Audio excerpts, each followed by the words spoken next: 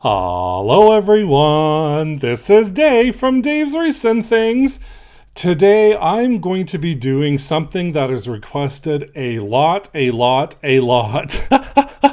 I get this request all the time for more stir stick swag wreaths. So today we're going to do a summertime stir stick swag wreath with a theme of sunflowers. I love sunflowers. I love including them in wreaths, so today is no exception. We are going to be doing a stir stick swag wreath featuring sunflowers. Why don't I just get started and I'll show you what I made. Here is our wooden yardstick. It is from the Home Depot. It's 21 inches long. I'm using 10-inch Decor mesh, black and white, and then I have this beige snowdrift. I have these beautiful sunflowers. I'll figure out which ones to use later on. They're from the Dollarama and Dollar Tree, along with some 2.5-inch wired ribbon. All of this comes from my stash.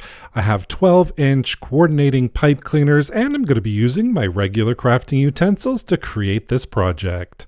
Here is the materials list that I'm using today. Like I said, a lot of this stuff comes from my stash, so I can't really remember where I purchased them.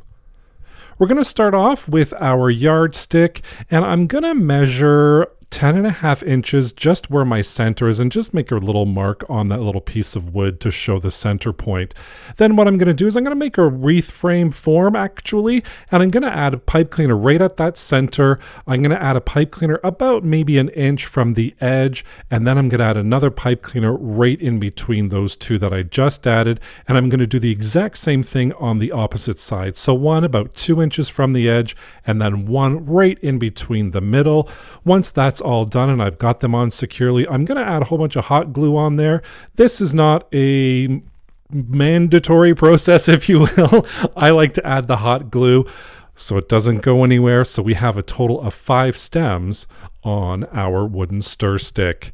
Here is my large cutting mat. Today I'm going to use that and a rotary cutter to cut my Decor mesh. If you don't have that, I always say a ruler and a pair of scissors works perfectly fine.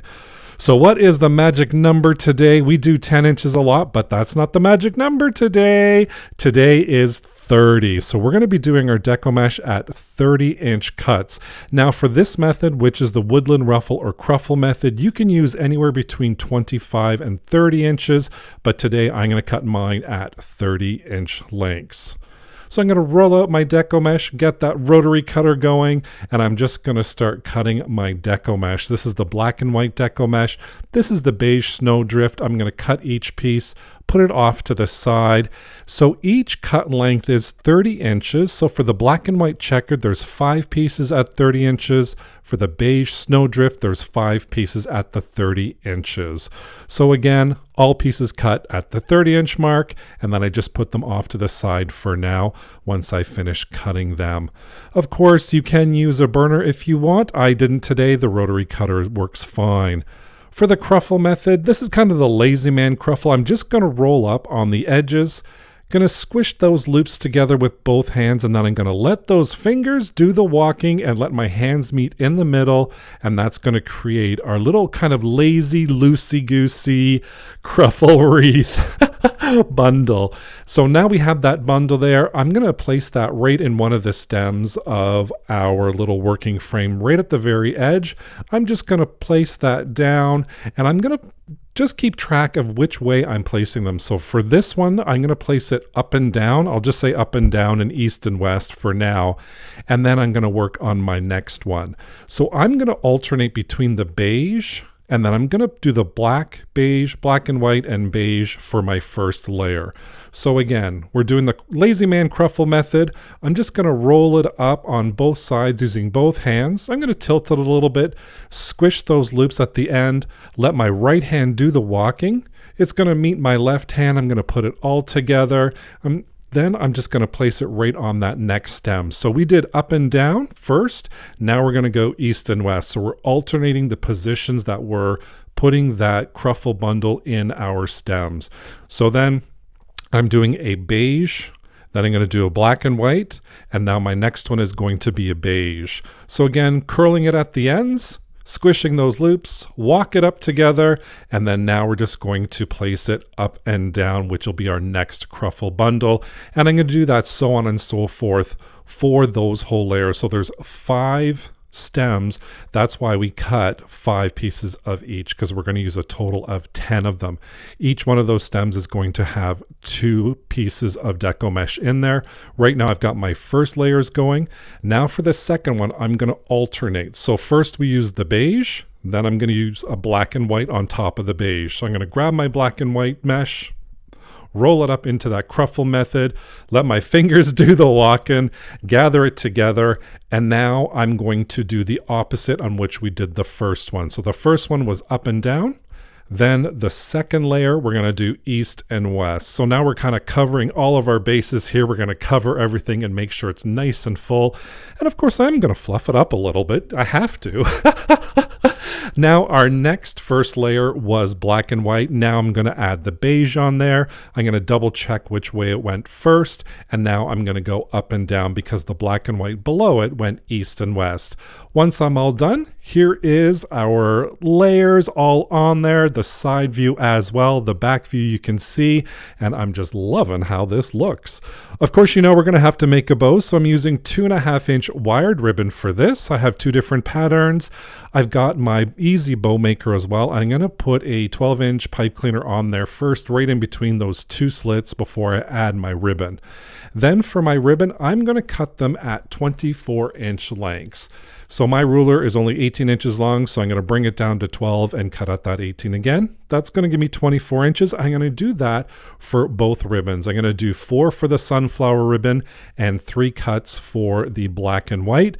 Fold it over in half, create those beautiful dovetails, and I'm going to do that on both ends of the ribbon. You just fold that ribbon in half, cut on an angle, and that's going to create that little beautiful dovetail, nice finishing touch. Here is my ribbon. I've got my pipe cleaner and my bow maker.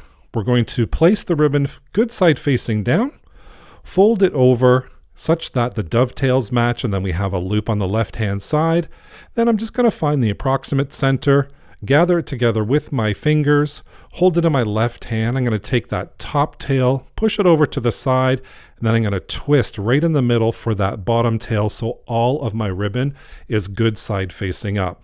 I'm going to grab my easy bow maker, and then what I'm going to do is I'm just going to slide where my fingers are, and we've gathered everything right in between those 2 little pegs, and that's going to hold it in place for us so I don't have to hold anything in my hands while I'm trying to make my bow.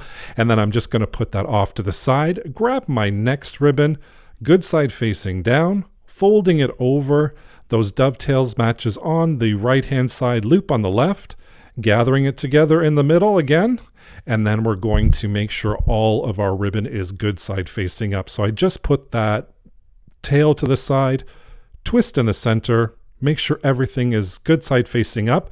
And now coming to our easy bow maker, I'm going to flip our ribbon. Our first ribbon had the loop on the left, and now it's going to be a loop on the right. So I'm just going to flip that ribbon over, place it right in there, and then I'm just going to continue making my ribbons, alternating between the loops being on the left and the loops being on the right, loops on the left, loops on the right, so on and so forth until all 7 pieces of my ribbon are on there. Once I've got all my ribbon on there, I'm just going to grab that pipe cleaner, pull it off my bow maker, twist it in the center, and I like to do 2 twists, so I flip it over, twist it on the second side, cut the excess off, and then of course I'm going to grab some more hot glue, place that right on the pipe cleaner, and then I'm going to add a 12-inch pipe cleaner. So this is a full-length pipe cleaner, wrap it around, and that's how I'm going to attach it to our stir stick. Once the glue's all dry, you know what we're going to do. I'm going to grab those tails, flip them over, and of course we're going to fluff that bow because it is fluffing time. That always makes me laugh, and I hope that puts a smile on your face too. Here is our bow all made for our stir stick swag wreath. Of course, we're going to do a couple more bows, but these are going to be smaller ones. So I'm going to take that sunflower ribbon, measure 8 inches, gather it together, measure 10 inches, gather it, and that's going to create our loop. And then I'm going to cut it at 8 inches, grab a little clamp, and then I'm just going to put that over to the side. And we'll do the same thing with our second ribbon, but I'm going to do 6-inch tails. I'm going to still do that 10-inch loop, which is a 5-inch loop. I'm going to fluff it all up as I go to make sure it's not tangled up. Twist it in the center, measure out that 10 inches. We're going to do a second loop on the black and white ribbon, and then we're going to measure out 6 inches for the tails and cut it there. Once I've got that all done, I'm going to overlap the 2 segments, and then I'm going to take a pipe cleaner that I cut in half, wrap it right around that center, twist it a couple of times, making sure it's nice and secured. And then we have our ribbon. I'm going to fluff it up just a little bit here. And then once I dovetail both ends of those ribbons, I'm going to make a total of 2 of these, and these are going to go on the very ends of our stir stick. Here is our bows, and here is our stir stick wreath all ready to go. I'm going to add our big bow right in the center there. I'm going to take those pipe cleaners that are attached to the bow, bring them around the back, make sure that bow is centered and how I want it to go. Then I'm just going to twist those pipe cleaners, right in place, cut the excess off, and then at the very end, I'm going to cut the excess stems that we're not going to use, and I'm going to use the stems right at the very end for those smaller bows that we created a little bit earlier. So I'm going to place the bow in between those 2 stems, wrap it around a couple of times, cut that excess off, and then of course, we have to fluff that bow. And I think that rhymed. I'm a poet and I didn't even know it. I'm going to do 2 of those on there.